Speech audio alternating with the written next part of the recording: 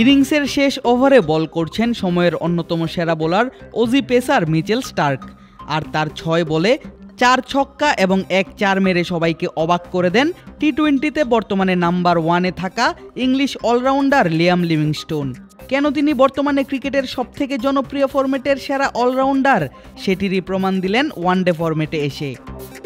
খেললেন টি-20 সুলভ innings, bat চালালেন 230 strike রেটে। ক্রিকেটের বিখ্যাত স্টেডিয়াম লর্ডসে করেন দ্রুততম 50। ইংল্যান্ডে বৃষ্টির কারণে অস্ট্রেলিয়ার বিপক্ষে কমিয়ে আনা হয় ওভার। নির্ধারণ করা হয় 29 ওভারে অনুষ্ঠিত হবে খেলা। সেই 39 ওভারেই ইংল্যান্ডের ব্যাটাররা প্রথম ইনিংসে সংগ্রহ করেন 312 রান। শেষ ওভারে মিচেল স্টার্কের বলে 28 রান সংগ্রহ করেন লিয়াম লিভিংস্টোন। প্রথম বলে স্টার্কের করা ইয়র্কার খেলেন অন ড্রাইভ, বল অতিক্রম করে গ্যালারি।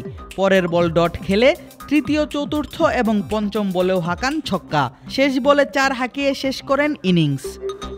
শেষমেশ 213 রানের টার্গেট নিয়ে দ্বিতীয় ইনিংসে ব্যাট করতে নামে অস্ট্রেলিয়া দল। শুরুটা ভালো করলেও Matthew Potts, Brydon Carse, Jofra আর্চারদের কাছে হতে হয় ধরাশায়ী। 313 রানের টার্গেটে খেলতে নেমে মাত্র 126 রানেই সব উইকেট হারায় অজিরা, সেটিও আবার ইনিংসের 14 ওভার 2 বল বাকি থাকতেই। ফলে 186 রানের বড় জয় পায় ইংল্যান্ড।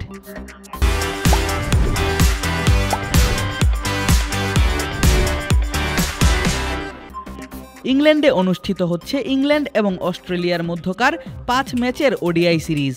প্রথম 2 ম্যাচে সফরকারী অজিরা জয় পায় যথাক্রমে 7 উইকেট এবং 68 রানে। ক্রিকেট ফ্যানদের অনেকেই ভাবছিলেন ইংল্যান্ডের হোয়াইট ওয়াশ হওয়ার কথা, কিন্তু তৃতীয় ম্যাচে ইংল্যান্ড অধিনায়ক হ্যারি ব্রুকের অসাধারণ সেঞ্চুরির বদৌলতে স্বাগতিকরা জয় পায় 46 রানে। ডিএলএস মেথডে ইংল্যান্ড টিকে থাকে সিরিজে। চতুর্থ ম্যাচে এসে ব্যাটে বলে ডমিনেট করে ইংল্যান্ডের এমন জয় নিশ্চিতভাবেই চিন্তায় ফেলেছে অস্ট্রেলিয়াকে।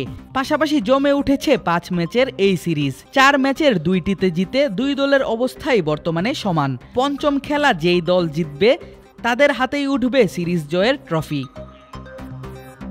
5 ম্যাচের ওয়ানডে সিরিজের আগে এই 2 দল খেলেছে 3 ম্যাচের টি-20 সিরিজও, যেখানে একটি করে ম্যাচ জিতেছে 2 দলই। সিরিজ নির্ধারণের ম্যাচটি হয়েছে বৃষ্টির কারণে পরিত্যক্ত। ওয়ানডে সিরিজের ফাইনাল ম্যাচেও আছে বৃষ্টি হবার সম্ভাবনা। আদিব আশরাফ, ক্রিক ফ্রেঞ্জি।